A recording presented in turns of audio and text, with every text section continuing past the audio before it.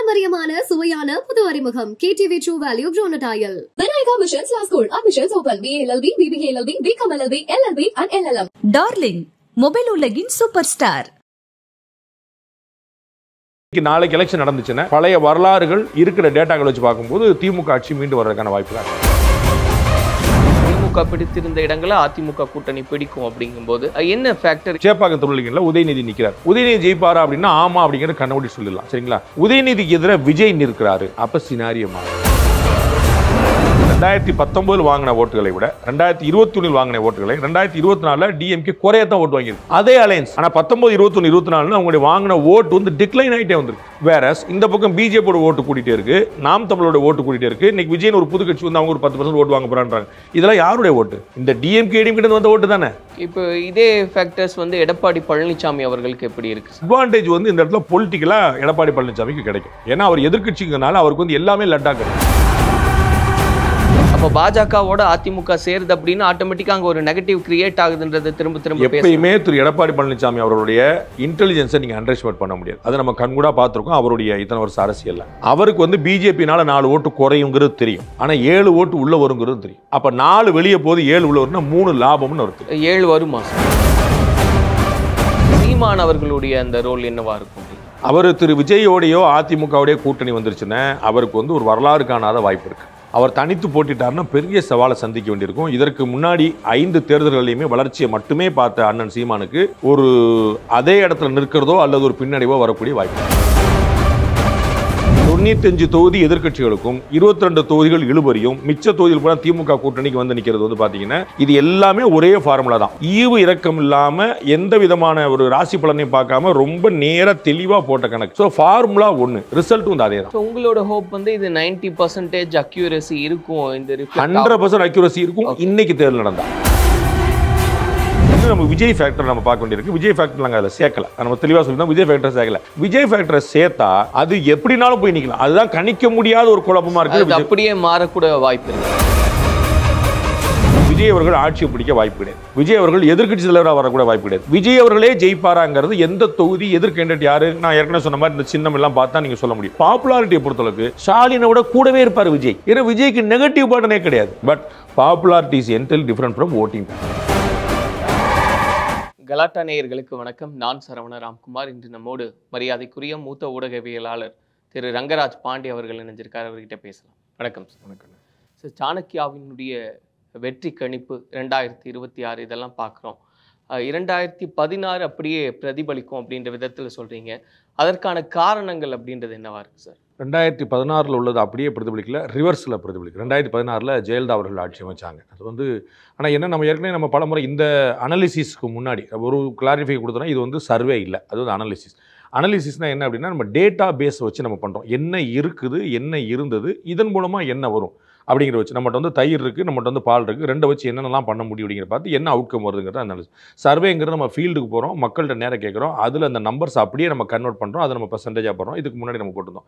இது வந்து அனாலிசிஸ். இது வந்து டேட்டா வச்சு நம்ம ஃபீல்டுக்கு போகல. பட் நம்ம வந்து கம்ப்ளீட்டாக இதற்கு முன்னாடி நடந்த அத்தனை தேர்தல் பற்றின டேட்டாவும் ப்ளஸ் நம்முடைய நாலேஜ், இன்டெலிஜென்ஸ் எல்லாத்தையும் உள்ளே பயன்படுத்தி அதை வந்து இது எப்படி எப்படி தப்பாக போகும், எப்படி எப்படி சரியாக போங்கிற பார்த்து உள்ளே ஒரு டெவல் சர்டிஃபிகேட் பண்ணி அதை ரொம்ப ஒரு எக்ஸ்பர்ட்ஸை வச்சு நம்ம வந்து அதை பண்ண ஒரு அனாலிசிஸ்.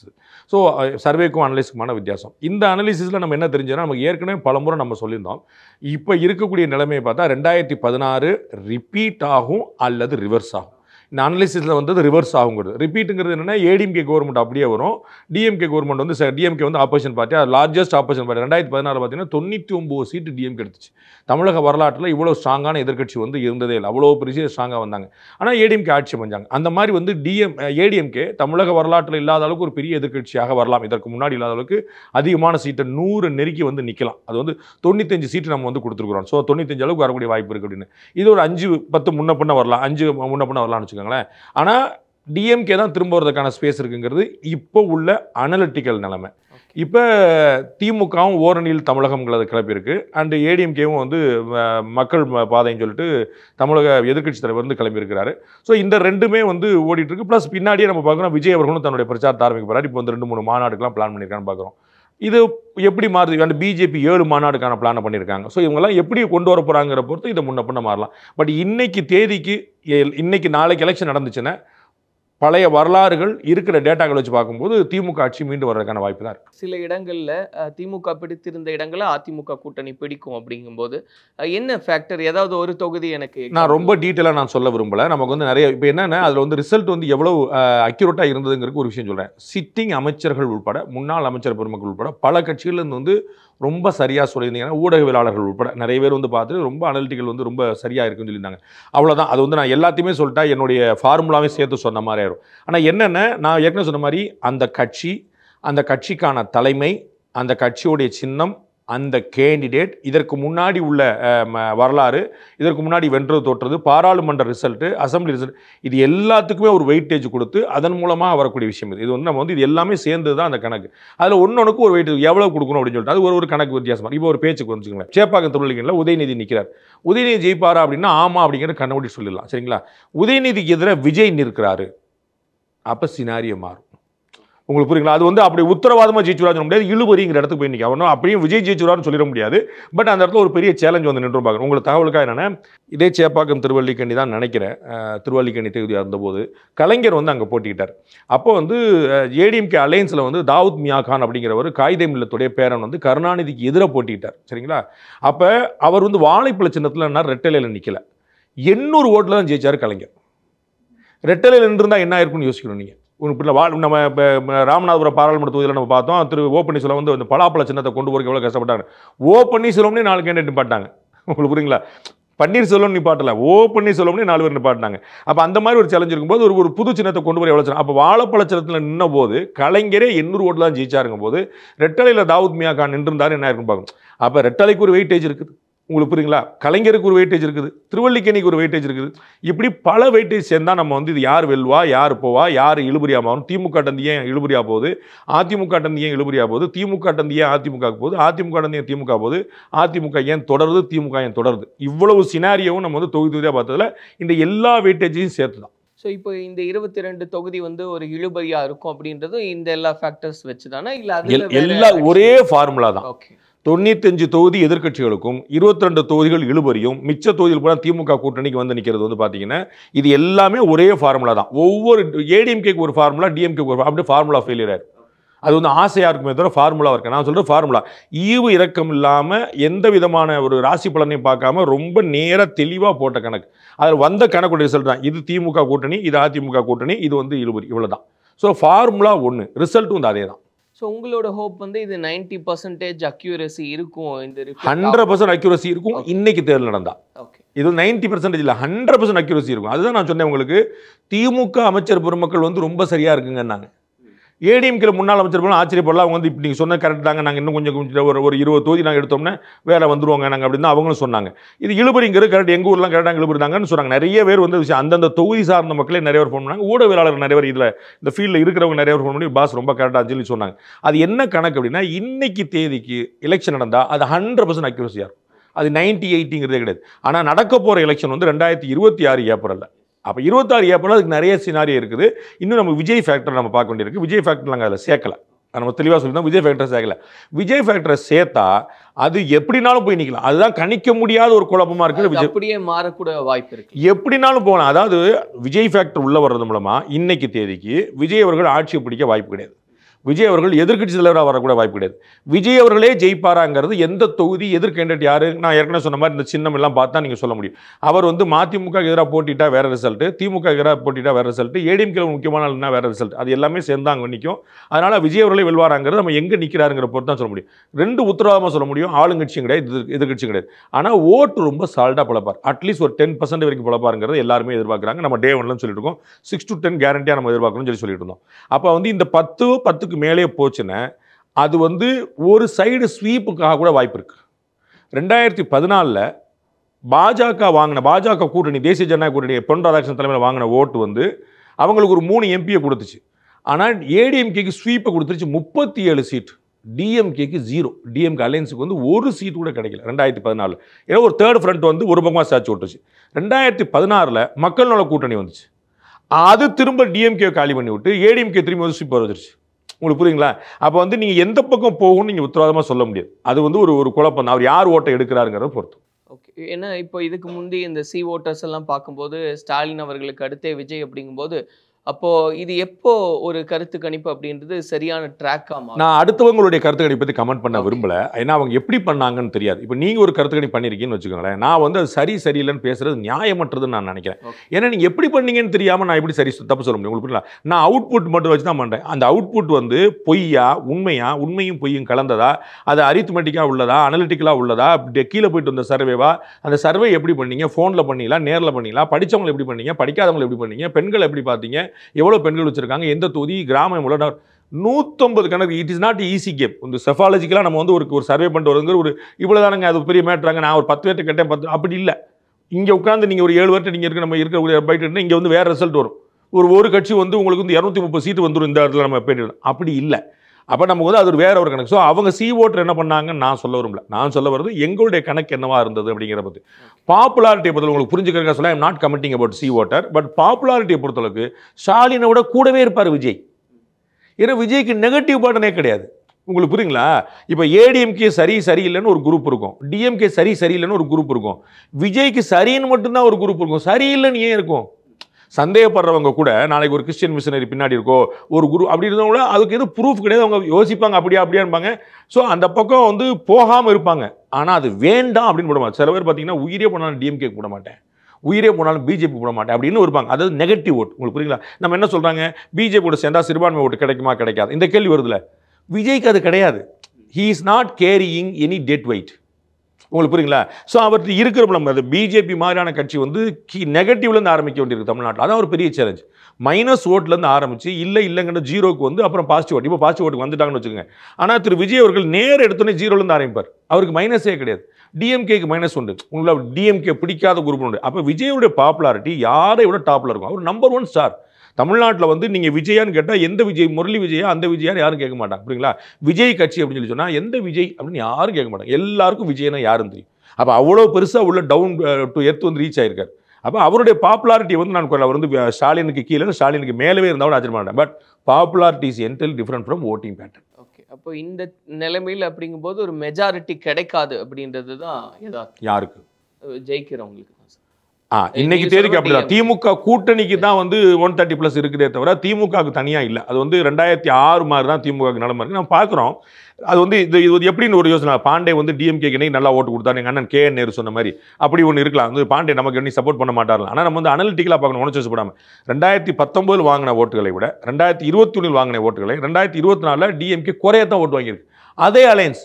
ஆனால் 19, 21, 24 அவங்களுடைய வாங்கின ஓட்டு வந்து டிக்ளைன் ஆகிட்டே வந்திருக்கு. வேற இந்த பக்கம் பிஜேபியோட ஓட்டு கூட்டிகிட்டே இருக்கு, நாம் தமிழோட ஓட்டு கூட்டிகிட்டே இருக்கு. இன்னைக்கு விஜயன் ஒரு புது கட்சி வந்து அவங்க ஒரு 10% ஓட்டு வாங்க போறான்றாங்க. இதெல்லாம் யாருடைய ஓட்டு? இந்த டிஎம்கே கிட்ட வந்த ஓட்டு தானே. இதுக்கு முன்னாடி அவங்க தானே வாங்கிட்டு இருந்தாங்க. இப்போ இவங்ககிட்ட வந்து வாங்கிட்டு இருந்தாங்க. இப்போ தேமுதிக வளரல, மதிமுக வளரல, பாமக வளரல, 2 கம்யூனிஸ்டுகள் வளரல, காங்கிரஸ் வளரல, இத்தனை கட்சிகள் வளரல. ஆனால் ஒரு 3 கட்சி வளர்ந்துருச்சு. உங்களுக்கு அப்போ எங்கேருந்து ஓட்டு வந்திருக்கு? உங்களுக்கு புரியுங்களா? டிஎம்கே கிட்ட தான் வந்திருக்கு. கம்யூனிஸ்ட்லேருந்து ஒரு ஓட்டு வரல, காங்கிரஸ் வந்து ஒரு ஓட்டு வரல, டிஎம்கே தான் ஓட்டு வந்திருக்குன்னு பார்க்கணும். அப்போ வந்து யார் வந்தாலும் இன்னைக்கு தேதிக்கு திரும்ப சொல்கிறேன், நம்ம வந்து 2026 ஏப்ரலுக்கு நான் சொல்லலை, இன்னைக்கு இதே நடந்துச்சுன்னா அது ஒரு மைனாரிட்டி கவர்மெண்ட்டாக ஒரு தொங்கு சட்டசபையாக தான் இருக்கும். டிஎம்கே கூட்டணி கட்சிகளுக்கு ஒரு பெரும்பான்மை கிடைக்கும். விடுதலை சிறுத்தைகள் திருமாவளவன் ஆசைப்படுறது போல ஒரு கூட்டணி ஆட்சிக்கான ஒரு சந்தர்ப்பம் அமையலாம். சார், இந்த முடிவுகளை ஒட்டியே பேசுவோம் சார். இப்போ நம்ம சொன்ன மாதிரி 21 அப்படின்னு எடுத்துக்கும் போது சில ஃபேக்டர்ஸ் எல்லாம் அதை நிறைய விஷயங்கள் கன்சிடர் பண்ணாங்க. உதாரணத்துக்கு ஸ்டாலின் அவர்கள் முதலமைச்சர் ஆவாரா இல்லையான்ற இந்த ப்ரெடிக்ஷன் போகும்போதும் அவர் ஒரு குடும்ப பின்னணி பார்க்கும்போது அவர் வரணும், அதுக்கான ஒரு ஸ்பேஸ் இருக்குது அப்படின்றதெல்லாம். ஸோ அப்போ அதுக்கான அந்த வேல்யூ அப்படின்றது டிக்ரீஸ் ஆகிட்டு இருக்கு அப்படின்னு புரிஞ்சுக்கலாமா இந்த ரிசல்ட்? திரு ஸ்டாலினுக்குன்னு இல்லை, டிஎம்கேக்கு டிக்ரீஸ் ஆகிட்டு இருக்குன்னு நான் சொல்லலாம்.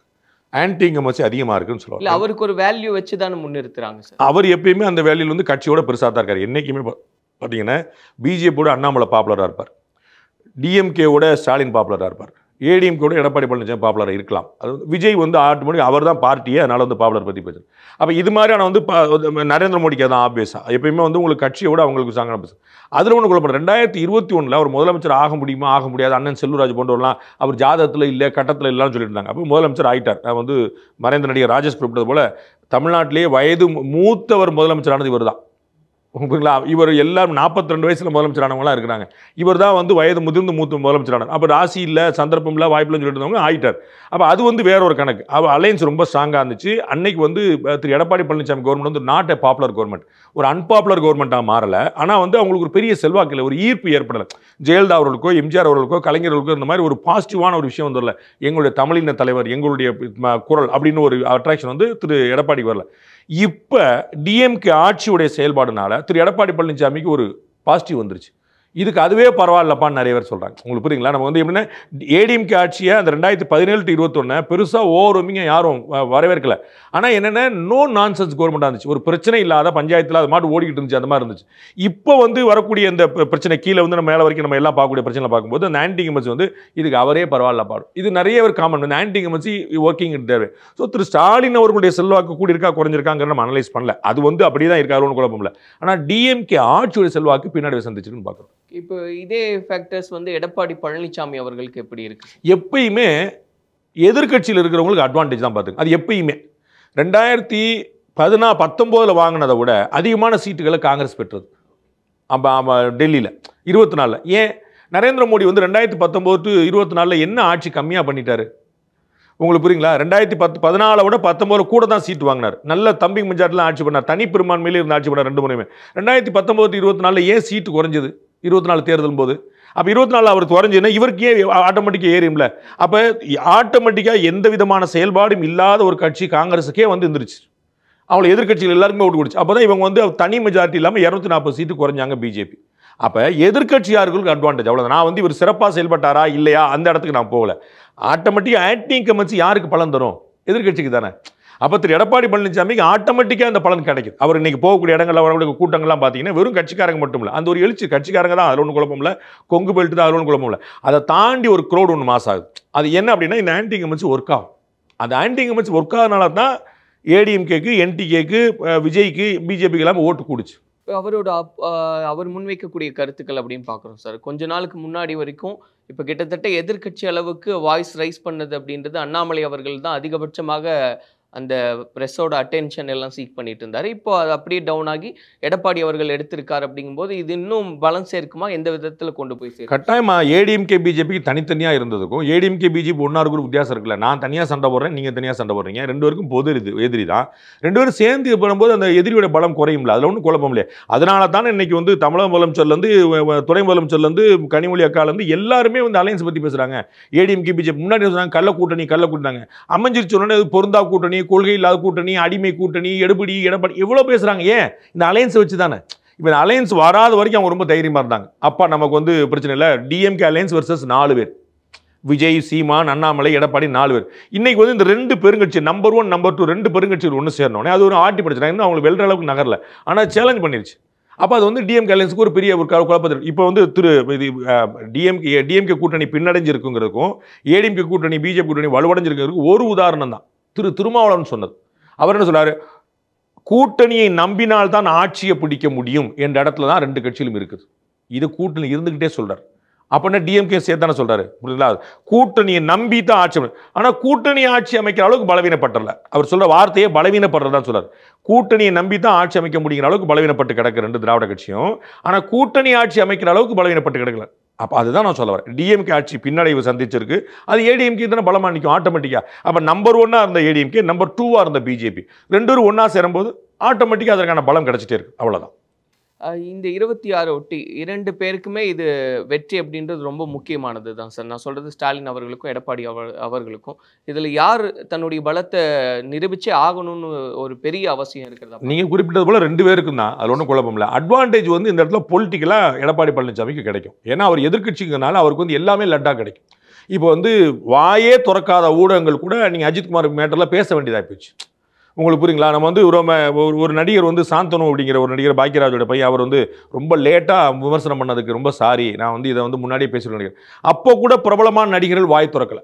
சத்யராஜ் எங்கே போனார், பிரகாஷ்ராஜ் எங்கே போனார், கார்த்தி எங்கே போனார், சூர்யா எங்கே போனார்லாம் எவ்வளோ பேர் பேசிக்கிட்டு இருந்தாங்க. எப்படி கொந்தளி சமூக ஆர்வலர் சித்தார்த் எங்கே போனார், எவ்வளோ பக்கமாக பேசுனாங்க. ஒரு பக்கம் 2 பக்கம் ட்வீட் எழுதுனாங்க, தொடர்லாம் எழுதுனாங்க. எங்கே போனாங்க? ஆனால் இப்போ என்ன ஆச்சுன்னா ஊடகங்கள் அதே மாதிரி தான் இருந்தாங்க. டிஎம்கே ஆட்சியில் வந்து நாங்கள் எதுவுமே பேச மாட்டோம். இப்போ அவங்க பேச வேண்டிய நிர்பந்தம் வந்துருச்சு. சின்ன நடிகர்களோ வளர நடிகர்களோ அவங்க கூட சாரிங்க நான் பேசியிருக்கணுங்க வந்துடுறாங்க. இது வந்து மற்றவர்களுடைய மனசாட்சியை உறுத்தும். இவ்வளோதான். இந்த அட்வான்டேஜ் எப்பயுமே எதிர்க்கட்சிக்கு உண்டு. அவ்வளோதான். இபிஎஸ் சூப்பராக செயல்பட்டுட்டாரு, அவர் ஆட்சி அமைக்க போறாரு நான் சொல்ல. இந்த ஆட்சியோடைய ஆன்டி இன்கம்பன்சி வந்து ஆப்வியஸாக எதிர்க்கட்சி தான் பலனை கொண்டு போய் சேர்க்கும். சார் இது எல்லாமே அதிமுகவுக்கு பலனை தான் சேர்க்கும் அப்படின்னா இவங்க திரும்ப திரும்ப ஒரு பிரச்சாரத்தை முன்வைக்கிறாங்க இல்லையா? திமுக பாஜகவுக்கு எதிர்ப்பு அரசியல் அப்படின்னு. அப்ப பாஜகவோட அதிமுக சேருது அப்படின்னு ஆட்டோமேட்டிக்கா அங்க ஒரு நெகட்டிவ் கிரியேட் ஆகுதுன்றது திரும்ப திரும்ப எப்பயுமே திரு எடப்பாடி பழனிசாமி அவருடைய இன்டெலிஜென்ஸை நீங்கள் அண்டர்ஸ்டிமேட் பண்ண முடியாது. அதை நம்ம கண்கூடா பார்த்துருக்கோம். அவருடைய இத்தனை வருஷம் அரசியலில் அவருக்கு வந்து பிஜேபினால 4 ஓட்டு குறையுங்கிறது தெரியும். ஆனால் 7 ஓட்டு உள்ள வருங்கிறது தெரியும்.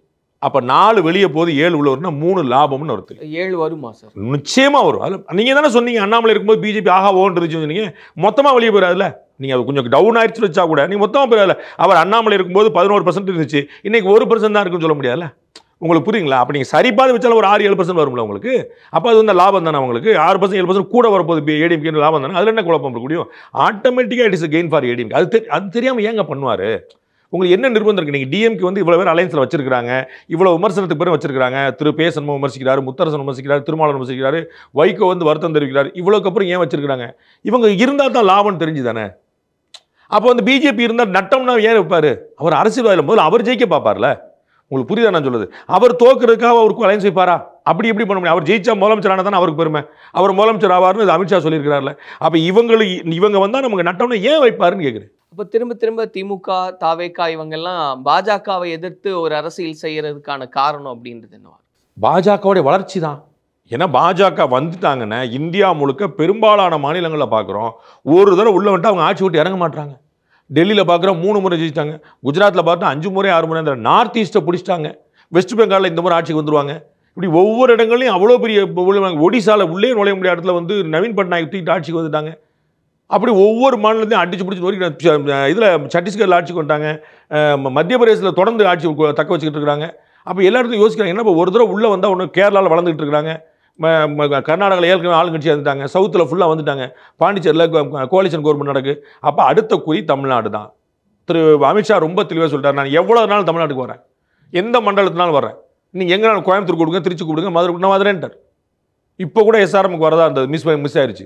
அவர் இதுக்கு முன்னாடி 2 தடவை வந்தார். எடப்பாடி பழனிசாமி கூட வந்தார், அதுக்கப்புறம் சென்னை வந்தார், அதுக்கப்புறம் வந்து மதுரை வந்தார். இப்போ எஸ்ஆர்எம் வரதா இருந்துச்சு. அவர் எவ்வளவு நாள் கூட்டம் வரேன் பண்ணது இல்லையா சார்? திரும்ப திரும்ப அவங்க வர்றது வந்து எங்களுக்கு தான் அது நல்லதா போகும், அது எல்லாமே எங்களுக்கு பாசிட்டிவா மாறும்னு டிஎம்கே ஏன் கதறாங்கன்னு யோசிங்க. பாஜக வளர்றது எங்களுக்கு நல்லதுன்னா நீங்க ஏன் பதறீங்க? நீங்க சந்தோஷம் தான், அமுக்கமா தானே இருக்கணும். நீங்க உங்களுக்கு புரியுதுங்களா? நான் செய்யற தப்பு உங்களுக்கு லாபமா வருது, நீங்க பேசாம தான் நீங்க எதுக்கு சொல்லுவீங்க? சொன்னா நான் சுதாரிச்சிருவேன்ல. அவர்களுக்கு தெரியும் இது வந்து ஒரு பதட்டம். பாஜக வளர்கிறதுங்கிறது பதட்டம், அது யாராலையும் தடுக்க முடியாது. நேற்று 4 எம்எல்ஏ இருந்தாங்க, நாளைக்கு எத்தனை எம்எல்ஏ இருக்க போறான்னு பாருங்க. கால் ஊன்ற முடியாது, கை ஊன்ற முடியாது, உள்ள வளைய முடியாது, தாமரை முளைக்காது சொல்லிக்கிட்டு இருந்தவங்களுக்கும் பதில் 2026 இருக்கு. அது தெரியும் அவங்களுக்கும். அரசியல்வாதிகள் உங்களை விட என்னோட 100 மடங்கு ஸ்மார்ட், 100 மடங்கு ஸ்மார்ட். அவங்களுக்கு தெரியும் தவிர்க்க முடியலன்னு. எதையாவது சொல்லி ஒரு பூச்சாண்டி சொல்லிட மாட்டான்னு பார்த்துட்டு இருக்காங்க.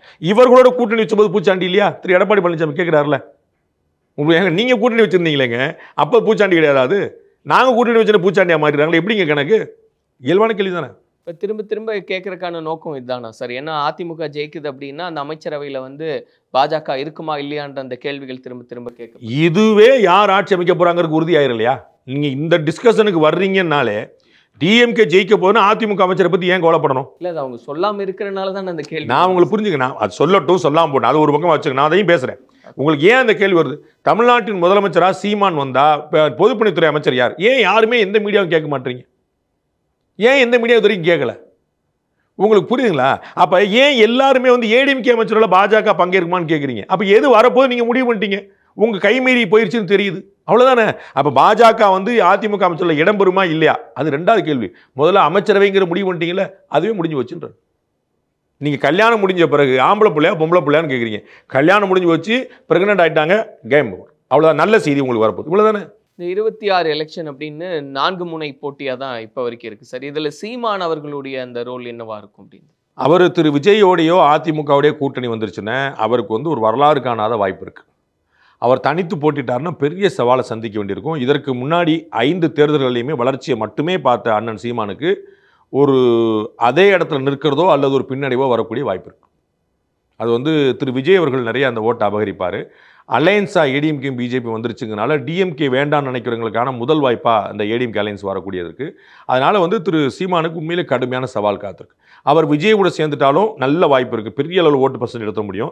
ஏடிஎம்கே கூட சேர்ந்துட்டாருன்னா அவர் சீட்டே எடுத்துட முடியும் நிறையா. அதாவது ஒரு பேச்சுக்கு வந்து 30 சீட்டு போட்டிட்டாருன்னா 25 எம்எல்ஏவே கிடச்சிடும். ஆனால் இப்போ சீமான் அவர்களும் விஜய் அவர்களும் உறுதியாகவே எந்த கூட்டணியும் கிடையாது, 2 பேருமே எங்களுடைய தலைமையில் தான் கூட்டணி. டிசம்பர் வரைக்கும் எதையும் உறுதியாக சொல்ல முடியாது. அவங்கெல்லாம் சொல்லிட்டே இருக்க வேண்டியதான், நம்ம கேட்டே இருக்க வேண்டியதான். அதெல்லாம் நம்ம வந்து கமல்ஹாசன் அவர்கள் வந்து டிவி உடைச்சதெல்லாம் கண்ணால் பார்த்தோம்.